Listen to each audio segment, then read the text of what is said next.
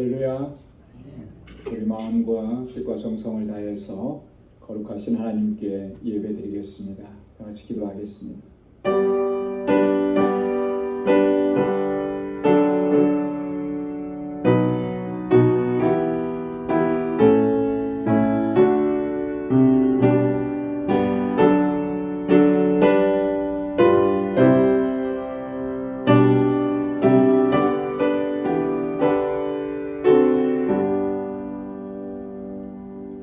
여호와께 감사하며 그 이름을 불러 아뢰며 그 행사를 만민 중에 알게 할지어다. 그에게 노래하며 그를 찬양하며 그의 모든 기사를 말할지어다. 그 성호를 자랑하라. 무릇 여호와를 구하는 자는 마음이 즐거울지로다. 여호와와 그 능력을 구할지어다. 그 얼굴을 항상 구할지어다. 아멘. 거룩하신 아버지 하나님, 주님의 크신 사랑과 은혜 감사합니다. 성의로 3일 동안도 주님의 능력의 발로 우리를 붙잡아 주시고 유혹과 시험이 많은 이 세상을 넉넉히 믿음으로 이겨내고 하루하루가 승리의 삶이 될 수 있도록 역사해 주심을 감사합니다. 오늘도 주님의 거룩하신 보좌 앞으로 불러주셨사오매 오늘 우리의 마음과 뜻과 정성을 다해서 하나님을 찬양하고 주님을 예배할 수 있도록 도와주옵소서. 주님의 임재 안에 거할 수 있도록 은총을 베풀어 주시고 오늘도 예비하신 주님의 평강으로 가득히 채워 주옵소서. 예수님의 이름으로 기원하옵나이다. 아멘. 전능하사 천지를 만드신 하나님 아버지를 내가 믿사오며 그 외아들 우리 주 예수 그리스도를 믿사오니 이는 성령으로 잉태하사 동정녀 마리아에게 나시고 본디오 빌라도에게 고난을 받으사 십자가에 못 박혀 죽으시고 장사한 지 사흘 만에 죽은 자 가운데서 다시 살아나시며 하늘에 오르사 전능하신 하나님 우편에 앉아 계시다가 저리로서 산 자와 죽은 자를 심판하러 오시리라. 성령을 믿사오며 거룩한 공예와 성도가 서로 교통하는 것과 죄를 사하여 주시는 것과 몸이 다시 사는 것과 영원히 사는 것을 믿사옵나이다. 아멘. 찬양으로 하나님께 영광 돌리겠습니다. 위대하고 강하신 주님, 위대하고 강하신 주님, 우리 주 하나님, 위대하고 강하신 주님, 우리 주 하나님, 깃발을 높이 들고 흔들며 함께 찬양해. 강하신 주님, 우리 주 하나님, 위대하고 강하신 주님,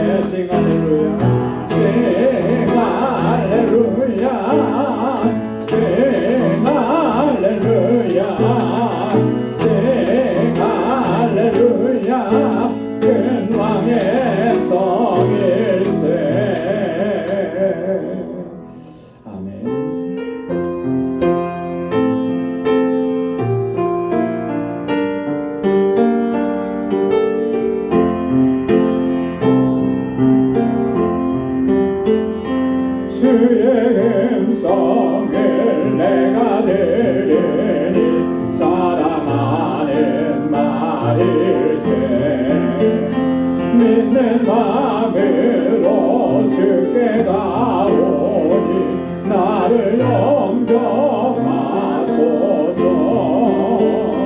내가 매일 십자가 앞에 더 가까이 가오니 구세주의 흘린 몸의 피로써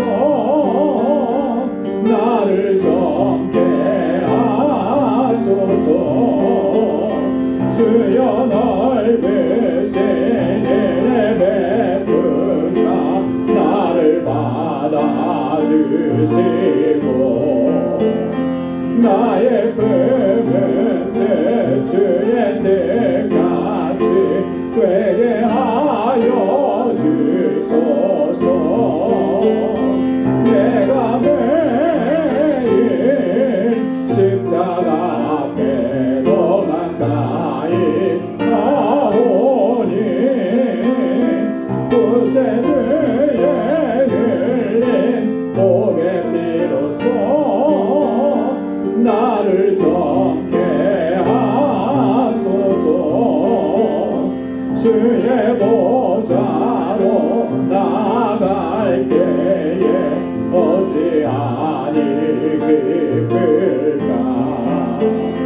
주의 얼굴을 항상 배우니 더욱 친근합니다. 내가 매일 십자가 앞에 더 가까이 가오니 구세주의 흘린 몸의 피로써 나를 젊게 하소서. 우리 구주의 넓은 사랑을 증량할 자 없으며 주가 주시는 참된 기쁨도 헤아릴 수 없도다. 내가 매일 십자가 앞에 더 가까이 가오니 구세주의 흘린 몸의 피로써 나를 젊게 하소서.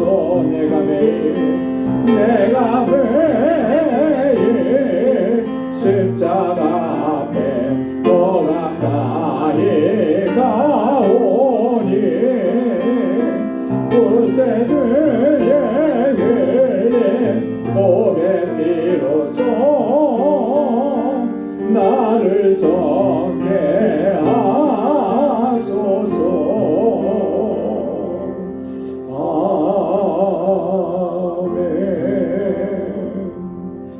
나의 죄를 정케 하사 주의 일꾼 삼으신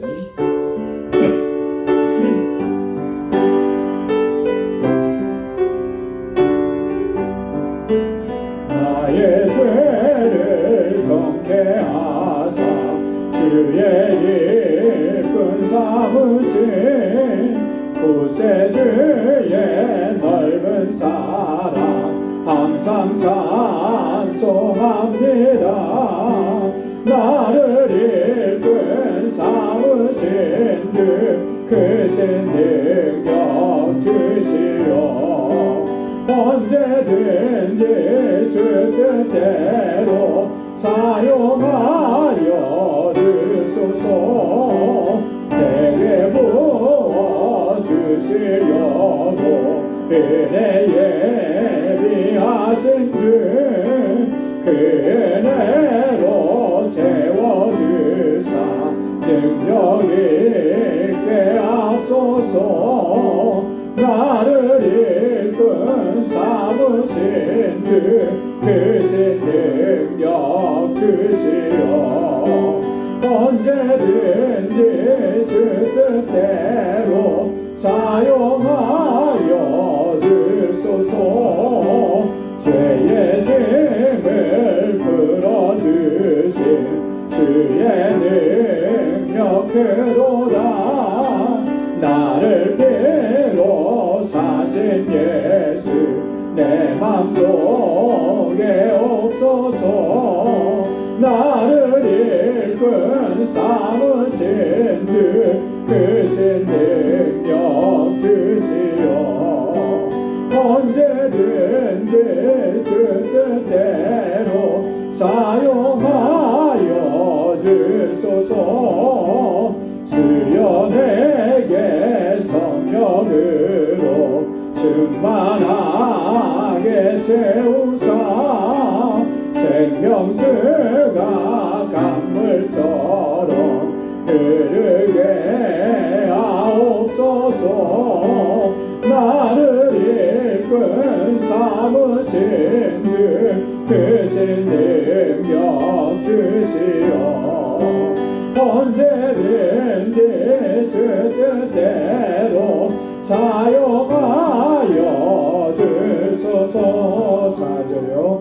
주여 내게 성령으로 충만하게 채우사. 생명수가 강물처럼 흐르게 하옵소서. 나를 이끌 삼으신 주 크신 능력 주시오. 언제든지 주 뜻대로 사용하여 주소서.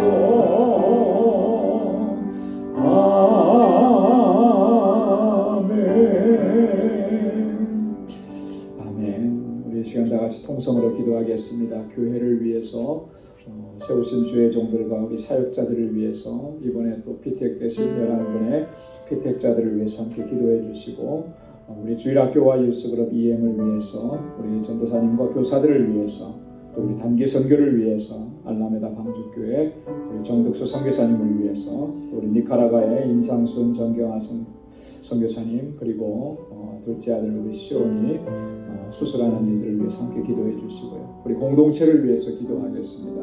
우리 사랑하는 지체들, 특별히 어려움을 겪는 이들, 환우들, 우리 교우들, 연세가 많으신 어르신들, 우리 함께 주님께서 강건함을 주시도록 오늘도 그리고 이 시간 가지고 나온 우리의 기도의 제목을 가지고 하나님 앞에 통성으로 같이 기도하겠습니다. 거룩하신 아버지 하나님, 자비하신 하나님, 참으로 고맙고 감사합니다. 날마다 주님의 은총 가운데 저희들을 지켜주시고 보호하시고 주님의 권능의 발로 우리를 이끌어주심을 또한 감사합니다. 연약하고 허물과 죄가 많은 저희들입니다. 아버지 하나님, 불쌍히 여겨 주옵소서. 거룩하신 하나님의 자녀로 부르심을 받았음에도 아버지 하나님, 거룩하신 하나님의 뜻대로 온전히 순종하지 못한 아버지 하나님 연약함과 불순종이 저희 안에 있습니다. 주님, 아버지 하나님, 우리의 허물과 죄를 사하여 주시고 아버지 하나님, 다시금 강건하게 하시고 주의 은총을 베풀어 주옵시고 거룩한 하나님의 백성으로 살게 하옵소서. 우리 안에 정한 마음을 창조해 주시고 정직한 영을 새롭게 하여 주옵소서. 거룩하신 하나님의 뜻을 온전히 쫓아가는 믿음의 사람들이 되게 하여 주옵소서.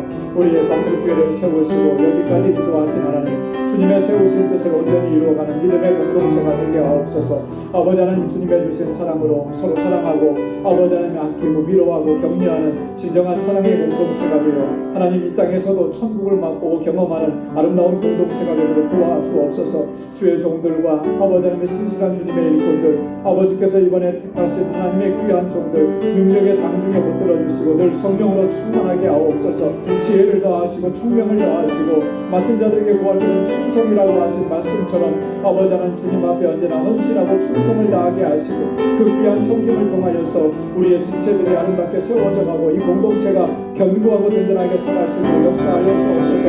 이곳에서 자라나는 우리 어린 시민들, 학생들, 우리 청년들, 장년들 붙잡아 주시고 아버지 저들이 정말 하나님 잘 경외하게 하옵소서. 우리 사랑하는 자녀손들이 아버지 믿음으로 살아내게 도와주시고 이 세대의 하나님 앞에 귀하게 쓰임받는 주의 일꾼들, 주의 종들이 다 되게 하여 주옵소서. 우리 교사들과 우리 전도사님 능력의 장중에 붙들어 주옵소서. 하나님 아버지 단기 선교 준비하고 있습니다. 은혜 위에 은혜를 더하시고 주님의 능력으로 붙들어 주옵소서. 아버지 주님의 사랑과 복음을 이루어 나아가서 아버지 그곳에 있는 심령들을 하나님 잘 섬길 수 있도록 도와주옵시고 필요한 모든 것들을 채워주셔서 부족함이 없게 하시며 우리 알라메다 방주교회를 견고하게 세우셔서 그 지역의 영혼들을 구원하는 구원의 방주가 되게 하여 주옵소서. 우리 정득수 선교사님 강건하게 붙잡아 주시고 주님의 주신 사명을 잘 감당할 수 있도록 아버지께서 역사하여 주옵소서. 우리 임상수 선교사님 한국 방문 일정 하나님 주의 손길 가운데 인도해 주시고 우리 사랑하는 아들 시온이 하나님 수술하는 이 일들 하나님께서 주장하시고 역사하여 주셔서 저를 온전하게 치유하시고 회복시켜 주옵소서. 우리 아버지는 고통 중에 신음하는 주님의 자녀들을 기억해 주시고 주님의 치료와 회복의 은혜를 더하시고 날마다 주님의 주시는 능력 안에서 승리의 삶으로 하나님께 영광 돌리시도록 도와주옵소서. 우리 사랑하는 성도들의 가정을 평안하게 하시고 허락해 주신 믿음의 기업들을 든든하게 지켜주시고 복의 근원된 삶을 살아가도록 도와주옵소서. 오늘도 주님 앞에 나와서 우리의 마음의 소원을 아뢰며 간절하게 간구하는 주의 종들의 기도마다 하나님 응답하여 주옵소서. 아버지 하나님께서 주신 능력으로 승리하며 아버지 복의 근원된 삶을 살아가도록 도와주옵시고 날마다 주님 앞에 영광 돌리는 삶을 살아가는 저희들이 되게 하여 주옵소서. 오늘도 말씀 앞에 세워주심을 감사합니다. 늘 겸비한 마음 주시고 주님의 말씀 의지하여서 믿음으로 나가게 하시고 오늘도 주신 말씀으로 새롭게 결단하는 은혜의 시간이 되도록 역사하여 주옵소서. 모든 것 감사하옵고 예수님의 이름으로 간절히 기도드리옵나이다. 아멘.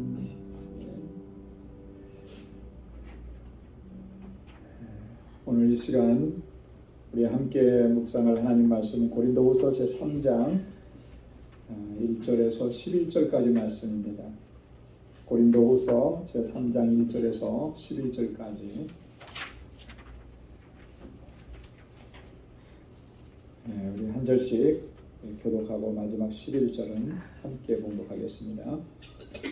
우리가 다시 자청하기를 시작하겠느냐? 우리가 어찌 어떤 사람처럼 천거설을 너희에게 붙이거나 혹 너희에게 맞거나 할 필요가 있느냐? 너희가 우리의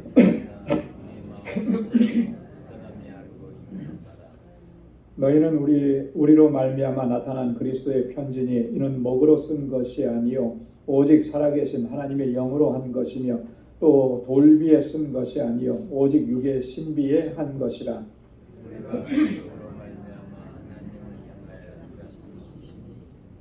우리가 무슨 일이든지 우리에게서 난 것 같이 생각하여 스스로 만족할 것이 아니니 우리의 만족은 오직 하나님께로서 났느니라.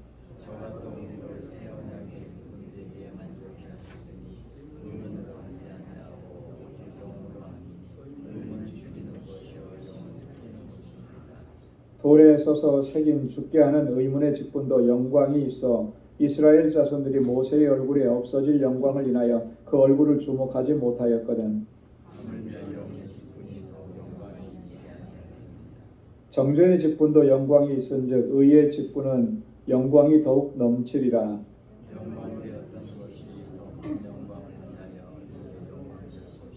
다 함께요. 없어질 것도 영광으로 말미암았은즉 길이 있을 것은 더욱 영광 가운데 있느니라. 아멘. 우리 고린도후서 3장 말씀입니다. 바울은 계속해서 그 자신의 그 사도직에 대해서 계속 그 설명하고 또 증거하고 또 때로는 이제 변론하고 이렇게 합니다. 그만큼 그 바울이 이 사도직에 대해서 공격을 많이 당했고 또 어떤 그 거짓 교사들에 의해서 바울의 사도직에 의심을 많이 받았다라고 하는 거죠. 그래서 거기에 또 여러 고린도 교회 성도들이 많이 또 현혹이 되고 그렇게 했었습니다. 그래서 바울이 오늘 본문에도 보면 이 그 사도의 직분 하나님께서 주신 이 직분이 얼마나 영광스러운 일인가, 이것을 집중적으로 이렇게 강조하는 것입니다. 오늘 이 본문의 말씀은 크게 두 부분으로 나눠져 있는데요. 1절부터 5절까지 말씀에 보면 거기에 핵심적인 요소가 뭐냐면 너희가 우리의 편지라 이렇게 얘기하는 거예요. 여기서 말하는 편지라고 하는 말은 다른 말로 표현하면 추천서, 천거서다, recommendation이다라고 하는 거예요.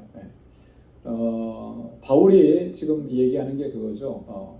이 바울 당시에는 이제 그런 그 사회적인 분위기도 있었고 실제적으로 그 교회 성경 교사다, 뭐 말씀을 전하는 자다 이렇게 하면 그들이 지니고 다니는 게 있었어요. 그건 뭐냐면 추천서 같은 편지를 들고 다녔습니다. 그 추천서는 다 누가 이렇게 써준 거냐면 주로 예루살렘 교회의 교회 지도자들이 사도들이 추천서를 써준 거예요. 그래서 그 추천서를 써줘서 이렇게 예루살렘 교회가 추천하고 인정한 사람이니까 믿을 만한 사람입니다. 그래서 어느 교회 가든지 그 추천서를 보여주면 사람들이 이렇게 잘 웰컴하고 받아들이고 또 그들이 하는 말을 이렇게 인정해주고 그랬단 말이죠. 그런 추천서를 가지고 다녔던 거예요. 요즘에도 보면 그 누구를 이렇게 뭐 직장에서도 그렇고 하이어하게 되면 반드시 또 이렇게 레코멘데이션을 요구하죠. 목회자를 청빙할 때도 보면 이렇게 그 추천서를 필요로 합니다. 그래서 뭐 그 선배 동료 목사님에게도 추천서를 받기도 하고 또 평신도 지도자들에게도 추천서를 받기도 하고 그렇게 해서 이 사람이 어떤 사람인가를 대략적으로는 이렇게 좀 파악하려고 하는 이제 그런 게 있죠. 실제로 바울도요 이렇게 추천서를 직접 써주기도 했습니다. 여러분 바울이 이렇게 추천서 써준 내용들을 우리가 종종 그의 편지에서 발견할 수 있는데 우리가 지난번에 고린도전서를 읽으면서 또 같이 공부하면서 바울이 고린도 교회에 누구를 추천했어요. 누구를 추천했죠? 기억나십니까? 고린도 교회에 보낸 인물 사람 디모데를 보냈잖아요. 또 그리고 나중에는 디도도 보내고 디모데하고 디도를 보낼 때 그냥 보낸 거 아니거든요. 그냥 보내놓으면은 누군지 알겠어요. 사실 그때 뭐 지금처럼 인터넷이 발달된 사회도 아니고 자기가 와서 내가 누구다 이렇게 얘기하면 그거 잘 믿어주겠습니까? 잘 안 믿어준단 말이죠. 얼굴을 한 번도 본 적이 없고 그러니까 바울이 추천서를 써주는 거예요. 그래서 고린도전서 6장 10절에 보면 바울이 디모데를 보내면서 그렇게 얘기했잖아요. 디모데가 이르거든 너희는 조심하여 저로 두려움이 없이 너희 가운데 있게 하라. 이는 저도 나와 같이 주의 일에 힘쓰는 자이니라. 고린도전서 16장 10절에 이렇게 기록을 합니다. 저도 나와 같이 주의 일에 힘쓰는 자라. 그러니까 두려움 없이 너희 가운데 있게 하라. 그리고 저를 잘 예우하라. 이런 편지를 써준 거예요. 그리고 고린도 후서 8장 16절에서 18절까지는 디도에 대한 추천서를 이렇게 써줍니다. 그래야 이 고린도 교회 성도들이 이 사람이 바울이 보낸 사람이구나 이걸 이제 알 수가 있기 때문에 그런 거예요.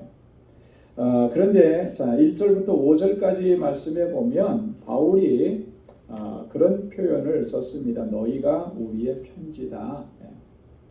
바울은 사실은 어떤 특별한 추천서나 이런 걸 가지고 다니지 않았습니다. 그리고 사실 그런 추천서를 필요로 하지도 않았고요. 왜 그랬겠습니까? 다른 사람들은 추천서를 받아가지고 다녔는데 바울은 그런 추천서가 사실 필요가 없었어요. 추천서를 받는다라고 하는 것은요, 그 추천서를 써주는 사람의 위임을 받는다라고 하는 거거든요. 그러니까 대체적으로 사람들이 예루살렘 교회 지도자들의 위임을 받아서 간 거예요. 근데 사실 바울이 사도로서 복음을 증거하는 것은 예루살렘 교회 지도자들이 인정해주고 허락해주고 그런 거 아니거든요. 누가 허락하시고 누가 그 사명을 맡기신 거예요? 하나님께서, 주님께서 맡기신 거거든요. 그래서 바울은 사도행전 9장에 보면 주님께서 바울을 택하셔서 그에게 사명을 맡기시는 장면이 나오고 바울은 이때의 사건들을 여러 곳에서 여러 번 반복해서 이야기를 합니다. 사도행전 22장 또 사도행전 26장에 하나님께서 자신에게 이와 같은 이방인에게 복음을 증거하는 사도로 주님께서 나를 세우셨다라고 하는 것을 계속 증거하는 거예요. 그러니까 다르게 추천서를 가지고 다닐 일이 필요가 사실은 없었던 거죠. 그런데 그게 사실 또 다른 측면에서는 오해를 가져왔고 또 이렇게 공격을 받는 그런 요인이 되기도 했다라고 하는 거예요. 자, 그런데 바울이 계속 얘기합니다. 1절에 보면 우리가 다시 자천하기를 시작하겠느냐, 우리가 어찌 어떤 사람처럼 천 것을 너에게 붙이거나 혹 너에게 맞거나 할 필요가 있겠느냐. 자천한다라고 하는 말은 뭐죠?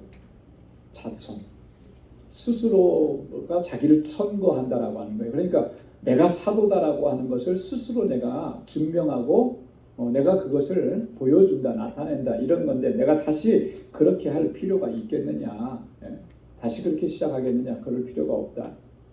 어떤 사람들처럼 천거소를 너희에게 붙이거나 그렇게 해왔다 그랬잖아요. 그걸 너희에게 보여주거나 혹은 너희에게서 그것을 맡거나 너희가 써주는 추천서를 내가 가지고 다니거나 그렇게 할 필요가 있느냐? 그럴 필요가 없다라고 하는 거예요. 그러면서 2절에 뭐라고 얘기하냐면 너희가 우리의 편지라 우리 마음에 썼고 무사람이 알고 읽는 바라.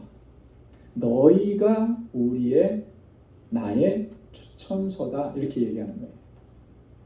어떤 의미에서 그렇게 했겠습니까? 고린도 교회 성도들, 너희가 나의 추천서고 우리의 추천서다, 이렇게 얘기해요. 사실 이 고린도 교회 성도들이 누구로 말미암아 예수 그리스도를 알게 됐고 영접을 하게 된 것입니까? 바울을 통해서 예수님을 알고 영접하게 된 거죠. 그래서 바울이 고린도 교회 성도들을 말씀으로 양육하고 이 교회 공동체를 세워가고 거기서 목양을 했어요. 그래서 그들이 하나님을 섬기고 찬양하는 예배 공동체를 이루어가게 되었다라고 하는 거죠. 바울의 이런 사역을 통해서 고린도 교회 성도 신앙 공동체가 세워졌기 때문에 그것 자체가, 너희의 존재 자체가 우리의 추천서다, 우리가 사도인 것을 증거해 주는 것이다 라고 하는 것을 바울이 지금 이야기하는 것입니다. 그래서 바울이 또 고린도전서 9장 2절에서는 직접적인 표현을 이렇게 얘기한 적이 있습니다. 나의 사도됨을 주 안에서 인친 것이 너희라. 내가 사도됐다라고 하는 것을 인정할 수밖에 없게 하는 것이 바로 너희들이다라고 하는 거죠. 너희가 예수 그리스도를 영접하고 주님의 백성이 된 것, 그것이 내가 사도라고 하는 것을 증명해 준다라고 하는 그런 얘기입니다. 그러니까 고린도 교회는 사도 바울이 사도로서 예수 그리스도의 복음을 증거하고 그래서 그 복음의 사역을 통해서 나타난 어떤 결과, 열매들이다라고 하는 거죠. 그 열매가 바울의 사도됨을 증명해 준다. 여러분 그렇지 않습니까? 우리가 어떤 나무를 보면서 이렇게 나무의 모양이나 형태를 보면서 이게 무슨 나무다 이렇게 알 수 있는 것도 있지만 비슷해 갖고 잘 모르는 것도 많거든요. 그러면 뭘 보고 그게 무슨 나무다를 알 수 있죠?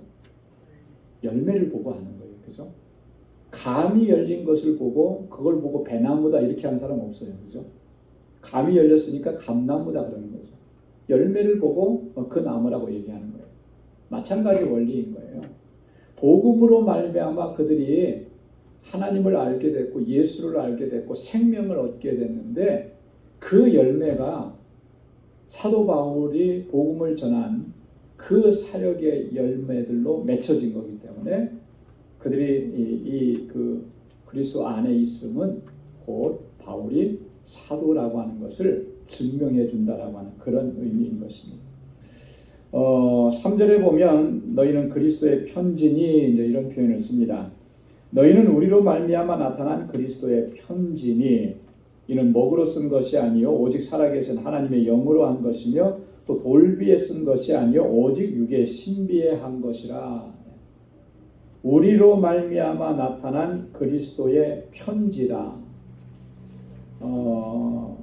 이 우리로 말미암아 나타난 그리스도의 편지라고 하는 말의 의미는 바울은 이런 의미로 이 말을 사용한 것 뭐냐면 고린도 교회 교인들은 그리스도께서 사도 바울을 대필자로 해서 쓴 편지다 이런 의미. 무슨 말인지 좀 이해가 되시겠습니까?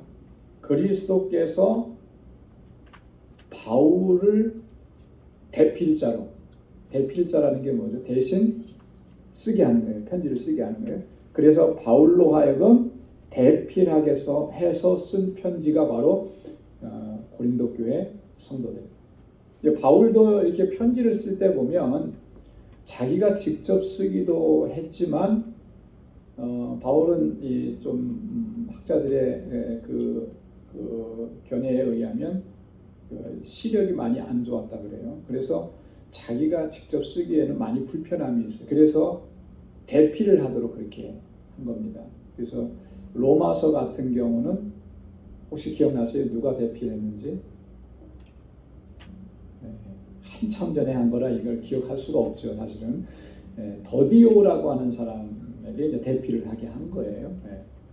그러면서 이제 바울이 자기가 친필로 문안 인사를 쓸 때는 뭐라고 표현하냐면 큰 글자로 그래요. 큰 글자로. 왜 큰 글자로 썼겠습니까? 잘 안 보이니까 크게 쓸 수밖에 없는 거예요. 그런 바울의 그 어떤 그 신체적인 어려움의 상태를 우리가 알 수 있는데, 자 대필자가 썼습니다. 더디오가. 그렇다고 해서 그 편지가 더디오의 편지가 됩니까? 아니죠. 바울의 편지인 거죠. 마찬가지예요. 고린도 교회 성도들이 그렇게 믿음 생활하고 하나님 알게 되고 신앙 생활하게 된 것은 그리스도께서 바울을 통해서 쓰게 한 편지다. 그러니까 고린도 교회 성도들이 누구의 편지라고 얘기하는 거예요?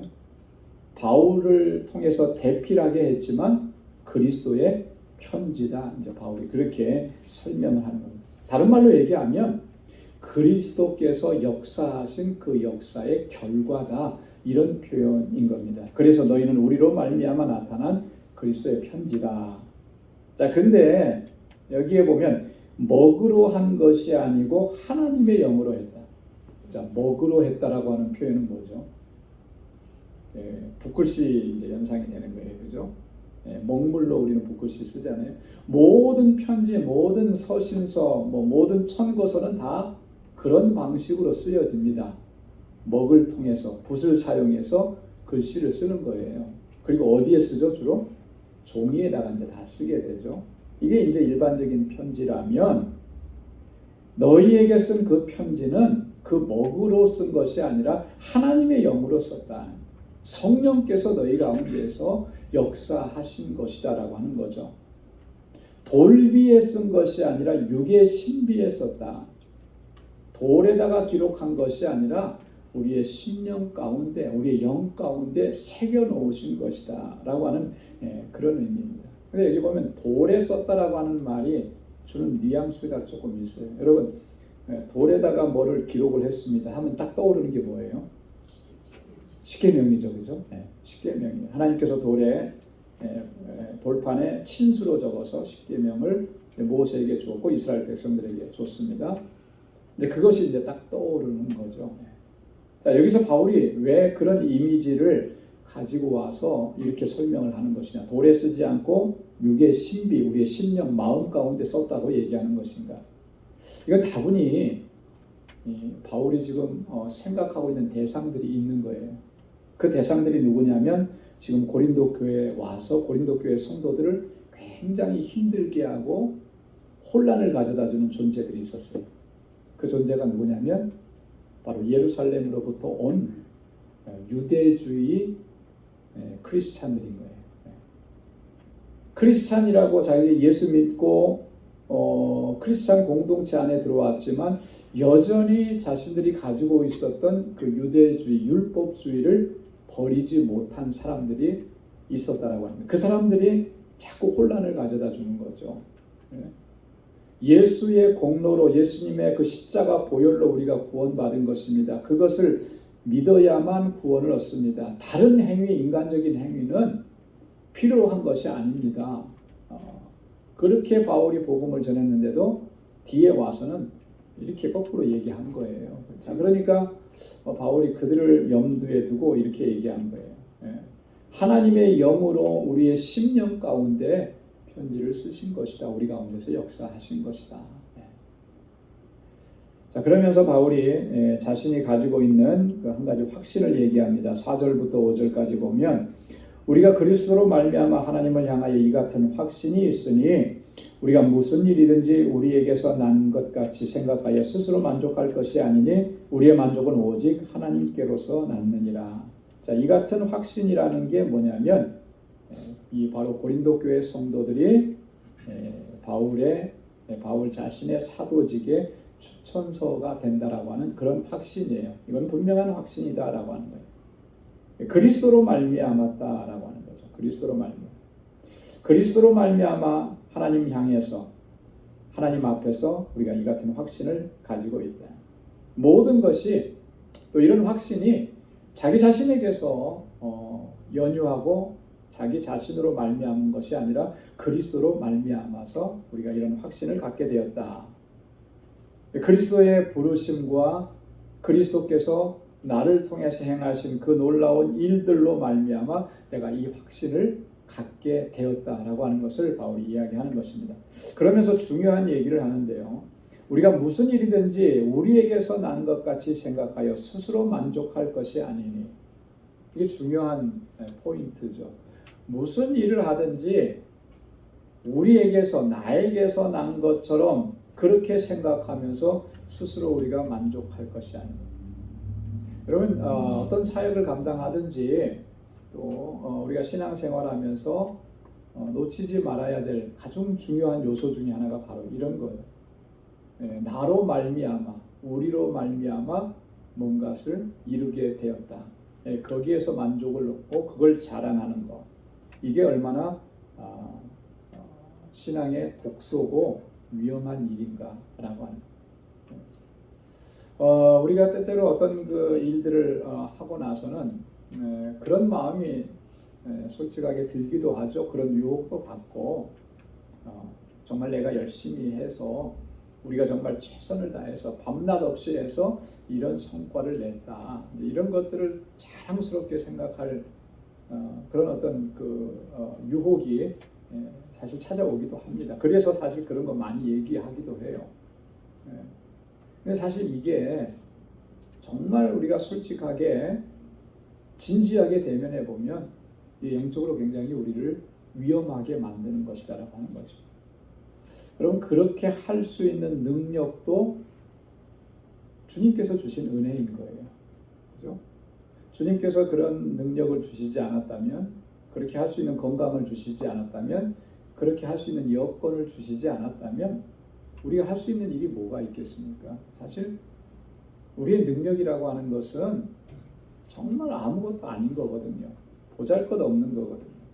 그럼에도 불구하고 모든 그 결과의 원인이 마치 우리에게 있는 것처럼, 나에게 있는 것처럼 우리가 그렇게 생각하고 어떤 사역이나 일들을 감당한다면 그것을 통해서 어떠한 열매가 있어도 그 열매를 통해서 우리가 은혜를 누릴 수는 없는 거예요. 진정한 하나님의 은혜를 누릴 수가 없는 것입니다.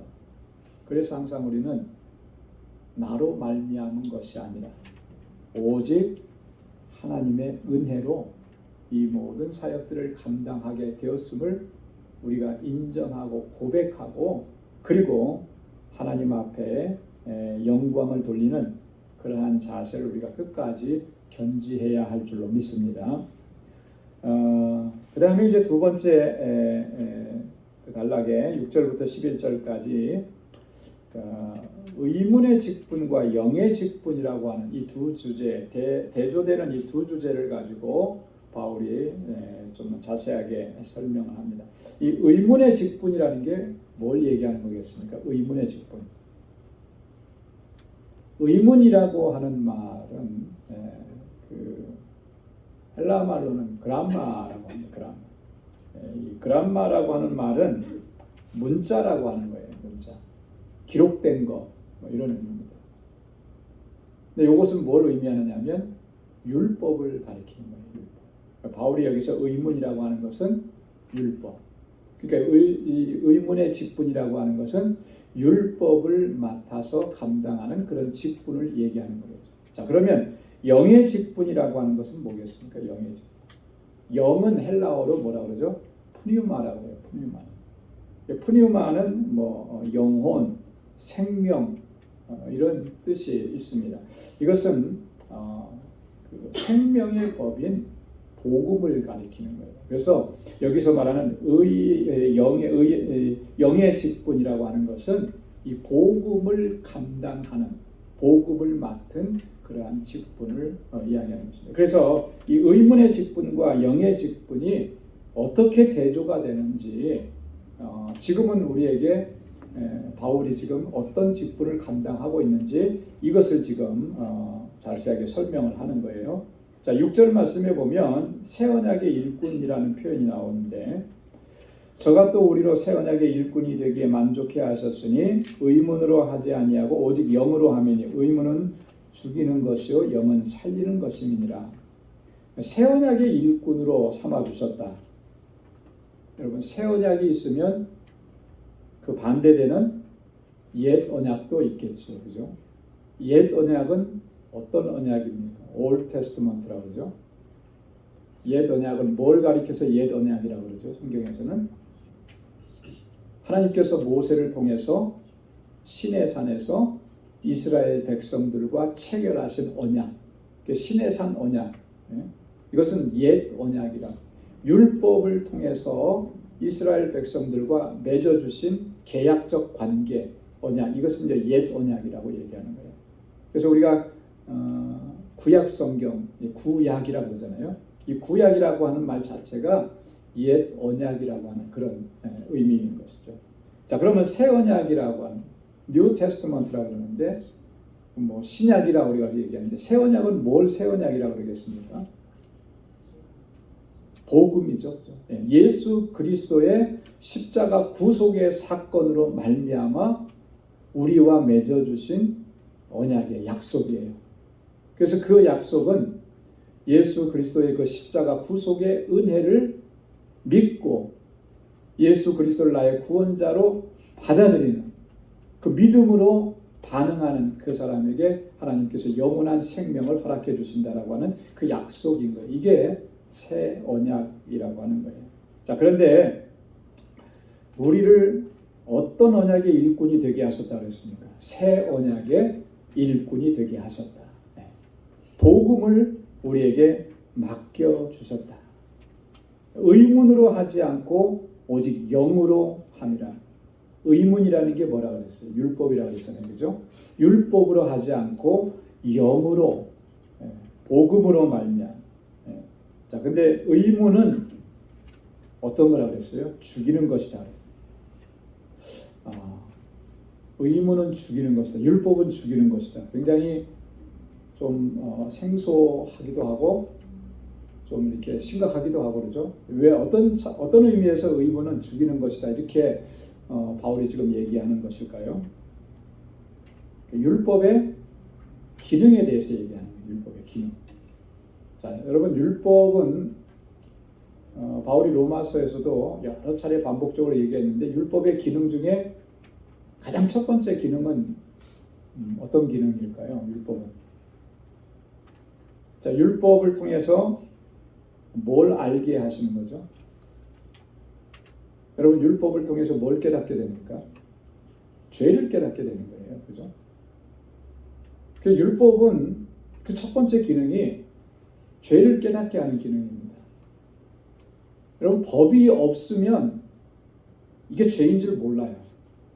그렇잖아요. 그죠? 안 그런가요? 전부 다 눈을 동그랗게 뜨시고 이게 무슨 일이에요?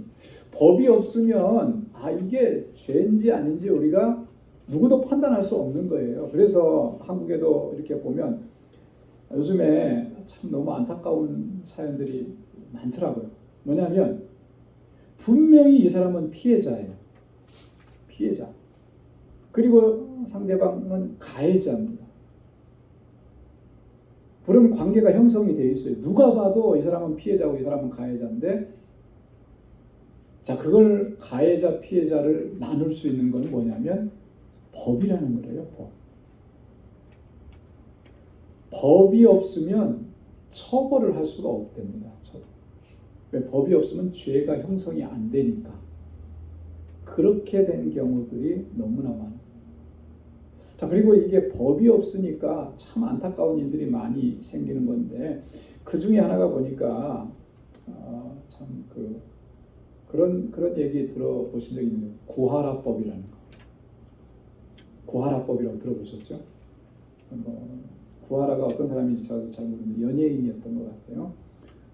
근데 죽었잖아요, 그죠? 근데 그 앞에 이제 재산이 있는데 어렸을 때 엄마가 버렸대요. 그리고 내몰라라 하고 한 번도 찾지 않고. 그런데 죽었다고 하니까 내가 낳아준 엄마 생모다 그래가지고 그 죽은 그 버린 딸의 재산을 자기가 친권자라고 자기가 이제 그거 가져가겠다. 그걸 가지고. 근데 법으로 그걸 막을 길이 없대요. 왜?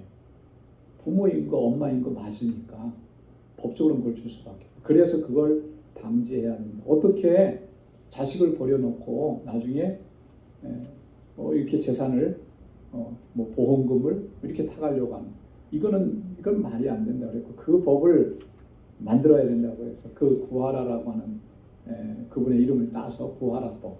근데 이게 아직도 국회에서 통과가 안 되고 있다라고. 그러니까 또 다른 피해자가 또 나오더라고요.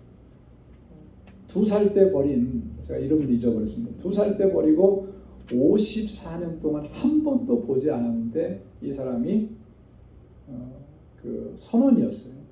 실종이 된 거예요. 못 찾았어요. 근데 그렇게 보험금이 나왔어요. 그랬더니 54년 만에 내가 엄마다 그래가지고 그 보험금을 타가겠다고. 이미 벌써 다른 사람하고 결혼해서 자녀들을 다 낳고 그랬는데 그거 가져가겠다고 온 거예요. 그러니까 아마 버려진 그 자녀들은 3남매인가 뭐 이렇게 됐나 봐요. 너무나 이게 억장이 무너지는 거죠. 근데 그걸 막을 길이 없다는 거예요. 법이 없으니까. 여러분, 법이라고 하는 것은 사실 그래요. 법의 가장 그 중요한 역할은 그게 죄가 된다라고 하는 것을 알려주는 거죠. 율법이 우리에게 주어진 것은 그렇게 하면 그건 죄가 되는 거니까 그렇게 하지 말라고 하는 게 율법의 첫 번째 기능입니다. 죄를 깨닫게 하고, 그러지 않았을 경우에는 정죄하게 되는 거죠. 정죄하게. 자, 근데 율법의 기능은 여기까지에서만 그쳐지지는 않는 거예요. 갈라디아서에 보면 사도 바울이 뭐라고 얘기합니까? 율법은 곧 뭐라 그랬죠? 몽학 선생이다 그랬잖아요. 몽학 선생. 몽학 선생이라고 하는 말은 개인 교사라고 하는 말인데, 이 율법이 개인 교사가 된다라고 하는 말은 우리를 어디로 인도한다라고 하는 거예요. 법적으로는 그게 분명히 죄가 되고 정죄를 받을 일이지만, 그러나 그걸 통해서 내가 죄를 깨닫게 되고, 그래서 율법은 우리를 그 죄의 문제를 해결할 수 있는 분에게까지 인도하는 거예요. 그분이 바로 예수 그리스도라고 하는 거예요. 그리스도께로 나아가게. 이게 여기까지가 율법의 기능이라고 하는 것입니다. 바울이 그래서 여기서 율법은 죽이는 것이라고 하는 그런 표현을 썼고요. 영은 살리는 것이다 그랬습니다. 자, 그러면 영은, 복음은 살리는 것이다. 그래서 복음은 우리에게 새 생명을 주고 그 복음은 우리로 하여금 영생을 살게끔 하는 것이다 라고 이렇게 말을 하는 것입니다. 자, 그런데 이 의문의 직분과 영의 직분이 각각 다 영광이 있다라고 하는 거예요. 정죄의 직분이라고 해서 그것이 영광이 없는 것이 아니고, 왜냐하면 하나님께서 주신 것인데 그게 영광이 없지 않죠. 그래서 7절에 보면 돌에 써서 새긴 죽게 하는 의문의 직분도 영광이 있어 이스라엘 자손들이 모세의 얼굴에 없어질 영광을 인하여 그 얼굴을 주목하지 못하였거든. 자, 바울의 이 표현은 출애굽기 34장 29절에서 30절에 있는 말씀이에요. 모세가 시내산에서 두 번째로 하나님께로부터 십계명 돌판을 받아 갖고 내려올 때 그 모습이 어떠했냐면, 그 얼굴에서 광채가 났단 말이죠. 예, 광채가 났어요. 영광스러운 모습으로 광채가 났어요. 아론과 온 이스라엘 자손이 그 모습을 바로 볼 수가 없었습니다. 너무나 빛이 찬란해가지고. 그래서 얼굴에 수건을, 모세는 자기 얼굴에 수건으로 가렸다라고 그죠? 그것이 이제 전통이 돼서 나중에 말씀을 읽을 때 수건으로 가리는 이런 전통까지 이제 생겨나고 그랬는데요. 바로 그런 거예요. 하나님의 말씀을 받아서 율법을 받아서 내려올 때 하나님께서 그렇게 영광 가운데 나타남을 보여주셨다라고 하는 거예요. 근데 돌에 써서 새긴 죽게 하는 의문의 직분도 이렇게 영광스러웠는데, 모세가 그것을 받아 내려오는데 이렇게 영광스러웠는데, 8절에 보면 영의 직분은 더욱 영광이 있지 않겠느냐. 복음으로 말미암아 생명을 살리는 이 일은 얼마나 더 영광스러운 일이겠느냐. 그러니까 바울이 지금 하나님께서, 주님께서 자신에게 사도의 직을 맡겨주셔서 복음을 전하게 하신 거, 복음을 맡은 이 일은 너무나 영광스러운 직분이고 영광스러운 일이라고 하는 것을 이야기하는 거예요. 그래서 정죄의 직분도 영광이 있은즉 의의 직분은 영광이 더욱 넘쳐나리라. 예수 그리스도의 복음을 전달하고 복음으로 말미암아 죄와 사망 가운데 있었던 사람들이 용서를 받고 주님께로부터 의롭다 칭함을 받고 그 영원한 생명을 얻게 되는 이 일을 감당하는 게 이게 얼마나 영광스러운 일이냐. 이것을 바울이 이야기하는 것입니다. 자, 그러면서 10절에 보면 영광되었던 것이 더 큰 영광을 인하여 이에 영광될 것이 없으니, 이게 무슨 말이냐면요. 영광되었던 것이, 앞에서 말하는 영광되었던 것이라고 하는 것은 율법을 얘기하는 거죠. 율법의 직분을. 더 큰 영광을 인하여, 이 더 큰 영광이라는 게 뭐죠? 복음을 얘기하는 거예요. 복음을 맡은 직분. 그래서 이제 더 이상 그것이 영광이 될 수가 없다라고 하는 거죠. 자, 이게 무슨 말이냐면 구약의 율법이라고 하는 것은 예수 그리스도께서 오셔서 그 율법을 완전히 성취하셨다라고 하는 거예요. 그래서 이제 더 이상 율법은 그 효력을 발휘하지를 못한다라고 하는 거예요. 어떤 효력을 발휘하지 못하느냐면, 여러분 율법의 가장 큰 역할이 뭐라 그랬어요? 죄를 깨닫게 하고 또 정죄의 기능이 있다고 그랬잖아요. 정죄의 역할을 더 이상 못하는 거예요. 왜? 예수 그리스도의 복음이 우리 죄를 용서하시고 사하시고 우리를 의롭다 하셨기 때문에. 그래서 바울이 로마서에서도 그렇게 얘기했잖아요. 이 그리스도 예수 안에 있는 자들에게는 결코 뭐가 없다고 그랬어요? 정죄함이 없나니. 율법으로 아무리 공격을 하려고 해도, 법으로 아무리 네가 죄인이라고 공격을 해도 그게 통하지 않는 거예요. 왜냐하면 그리스도의 법이 우리 안에 있기 때문에. 그러니까 바울이 그걸 설명하는 거예요. 더 큰 영광이 있기 때문에 이제는 더 이상 영광될 것이 없다. 더 이상 율법이 우리를 속박하거나 정죄하거나 할 수가 없다. 바울이 왜 자꾸 이런 얘기를 하는 것이겠습니까? 앞에서도 설명을 드렸듯이 고린도 교회 안에 지금 율법주의자들이 들어와 있는 거예요. 그 율법주의자들이 계속해서 그 율법을 강요하고, 또 자신들이 유대인들이 대대로 지켜왔던 그런 할례를 행하도록 하고, 또 이렇게 하면서 그래야만 구원 얻는다라고 하는 그 얘기를 자꾸 하면서 고린도 교회 성도들을 혼란을 가져다 주니까 바울이 자신의 그 사도직을 변증하면서 더 이 그 복음의 역할과 능력을 강조하는 것입니다. 그래서 자 11절에 보면 없어질 것도 영광으로 말미암았은즉 길이 있을 것은 더욱 영광 가운데 있느니라 그랬습니다.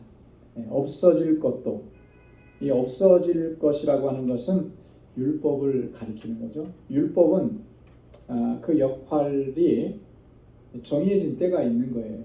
율법은 언제까지가 그 역할을 다하는 것이라고 했습니까? 예수 그리스도께서 오시기까지예요. 예수 그리스도께서 오시기까지 그 역할을 감당하는 거예요. 그리고 나서 율법은 더 이상 그 역할을 감당할 수가 없는 거예요. 왜냐하면 더 중요하고 더 크고 더 본질적인 영광이 우리 가운데 왔기 때문에. 마치 그것은 이런 것과 똑같은 거죠. 여러분, 밤을 밝히는 그 빛은 뭐죠? 달이에요, 달. 그죠? 보름달일 때 이렇게 보면 굉장히 밝더라고요. 그래서 웬만큼은 다닐 수가 있어요. 그 빛이, 물론 그 빛은 햇빛을 받쳐서 반사시키는 빛이긴 하지만 한밤중에 달빛은 굉장히 도움을 많이 주죠. 근데 이 달빛은 언제 깨끗하게 사라집니까? 아침에 해가 뜨면 사라져요. 그죠? 뭐 간혹 가다가 해가 떴을 때 달빛도 조금 떠 있는 형체는 보이긴 하지만 해가 뜨면 달은 사라지는 거예요. 그 해의 빛이 강한 거죠. 그래서 그 해의 빛에 달빛은 그냥 다 없어져 버리는 거예요. 마치 그것과 같은 거죠. 율법이 영광의 직분이기도 하지만 그것은 없어질 것이라고 하는 거죠. 그리스도의 오시는 때까지만 존재하는 것이고 그 사명을 감당하는 것이고 그 다음에 그리스도로 말미암아 오시는 그 영광은 길이 있을 것이다. 영원히 있을 것이다. 그러니 그 영광은 앞에 그 영광과는 비교할 수도 없는 것이다 라고 하는 것이 바울의 설명인 것입니다. 율법과 의문의 직분 없어질 것이지만 그게 하나님의 영광으로 말미암아 이루어졌었습니다. 하지만 영원토록 있는 영의 직분, 복음을 감당하는 이것은 영원한 것이고 항상 더 큰 영광 가운데 있는 것이고 그 일을 오늘 우리에게 맡겨주셔서 내가 그 사명을 감당하고 있는 것이고 그로 말미암아 너희가 예수 그리스도를 알게 됐고 복음을 알게 됐고 생명을 알게 된 거 아니냐. 그러니 흔들리지 말라고 하는 것이 바울의 권고이기도 한 것입니다. 그래서 자신이 감당하고 있는 이 영광의 직분, 영의 직분 그것을 이야기하면서 한편으로는 바울 자신을 통해서 복음을 증거하는 이 일들을 방해하는 세력들을 그들을 이렇게 막아내고 또 고린도 교회 성도들이 바른 진리 안에 서도록 그렇게 권고하는 그런 말씀을 오늘 우리에게 주고 있는 것입니다. 여러분, 오늘 우리에게도 하나님께서 동일한 그런 영광의 직분을 허락해 주셨습니다. 복음을 우리에게 맡겨주셨고 또 이제는 우리가 그 복음을 감당해내는 그런 사역들을 감당해내야 됩니다.